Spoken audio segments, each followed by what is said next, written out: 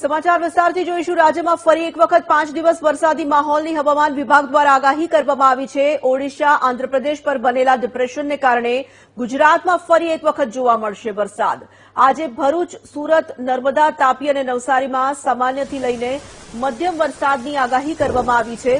આવતીકાલે અમરેલી, ભાવનગર, આણંદ અને વડોદરામાં સામાન્યથી લઈને ભારે વરસાદની આગાહી કરવામાં આવી। તો આ તરફ આવતીકાલે રાજકોટ, સુરેન્દ્રનગર, બોટાદ અને અમદાવાદમાં સામાન્યથી લઈને ભારે વરસાદ થઈ શકે છે। ખેડા, પંચમહાલ, છોટાઉદેપુર, સુરત, તાપી, નવસારી અને ડાંગમાં આવતીકાલે જોવા મળશે વરસાદી માહોલ। 4 સપ્ટેમ્બરે કચ્છ, બનાસકાંઠા, પાટણ, મોરબી, રાજકોટ અને સુરેન્દ્રનગરમાં ભારે વરસાદની આગાહી કરવામાં આવી છે। અમદાવાદ, ગાંધીનગર, મહેસાણા, સાબરકાંઠા અને પંચમહાલમાં પણ 4 સપ્ટેમ્બરે ભારે વરસાદની આગાહી છે। 5મી સપ્ટેમ્બરે બનાસકાંઠા, પાટણ, મહેસાણા અને સાબરકાંઠામાં ભારે વરસાદની આગાહી કરવામાં આવી છે। છેલ્લા 24 કલાકમાં અનેક તાલુકાઓમાં જોવા મળ્યો છે સામાન્ય વરસાદ। સપ્ટેમ્બર મહિનામાં સરેરાશ કરતાં વધુ વરસાદ પડવાની હવામાન વિભાગે આગાહી કરી છે। સંવાદદાતા દર્શલ જોડાઈ ચૂક્યા છે ફોન લાઈન પર। દર્શલ, ફરી એક વખત રાજ્યમાં વરસાદી વાતાવરણ જામી રહ્યું છે। જે રીતે સિસ્ટમ સક્રિય થઈ છે, કેટલા દિવસની આગાહી અને કયા કયા જિલ્લાઓમાં સૌથી વધુ વરસાદ? હવામાન વિભાગ દ્વારા ફરી એકવાર વરસાદની આગાહી કરવામાં આવી છે।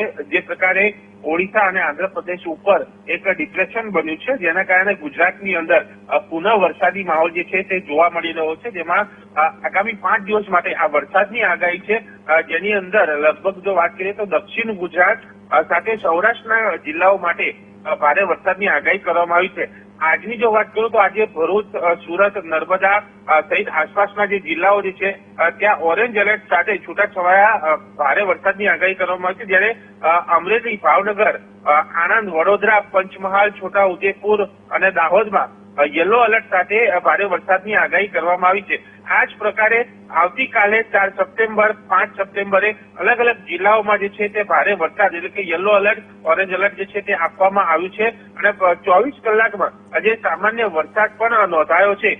ખાસ કરીને સપ્ટેમ્બર મહિનાની જો વાત કરું તો જે પ્રમાણેનો વરસાદ રહેતો હોય છે, જે સિસ્ટમ બની છે જેના કારણે સામાન્ય કરતા વધુ વરસાદ રહેવાની પણ શક્યતાઓ હવામાન વિભાગે સેવી છે। એટલે કે ઓગસ્ટ મહિનો જે પ્રકારે રાજ્ય માટે ભારે રહ્યો હતો તેવો જ સપ્ટેમ્બર મહિનો ભારે રહી શકે છે, જ્યાં કેટલાક દિવસો ભારે વરસાદ પણ પડી શકે છે। આ શક્યતા જોતા સતત આ હવામાન વિભાગ દ્વારા વરસાદી માહોલ ઉપર મોનિટરિંગ સતત કરવામાં આવી રહ્યું છે અને જે પણ સિસ્ટમ હોય જેના કારણે કયા કયા જિલ્લામાં વરસાદ રહી શકે છે તેને લઈને સતત એલર્ટ પણ અપાઈ રહ્યું છે અને તે પ્રમાણે નાવકાશ જાહેર કરીને આગામી 3 કલાકમાં કેવો વરસાદ રહેશે તેને લઈને પણ એલર્ટ આપવામાં આવી રહ્યું છે। એટલે કે ઓગસ્ટ સાથે સપ્ટેમ્બર મહિનામાં પણ સારો વરસાદ જે છે તે રહી શકે છે।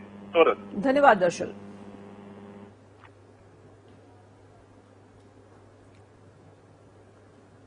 તો ફરી એક વખત બદલાઈ રહી છે વરસાદને લઈને સ્થિતિ। ફરી એક વખત ગુજરાતમાં જે સિસ્ટમ સક્રિય થઈ છે તેને કારણે વરસાદ રહેવાની સંભાવનાઓ વ્યક્ત કરવામાં આવી રહી છે। ગુજરાત પર વરસાદનો જે વર્તારો સામે આવી રહ્યો છે, આગામી 4 દિવસ વરસાદી માહોલ રાજ્યના અનેક જિલ્લાઓમાં રહેશે।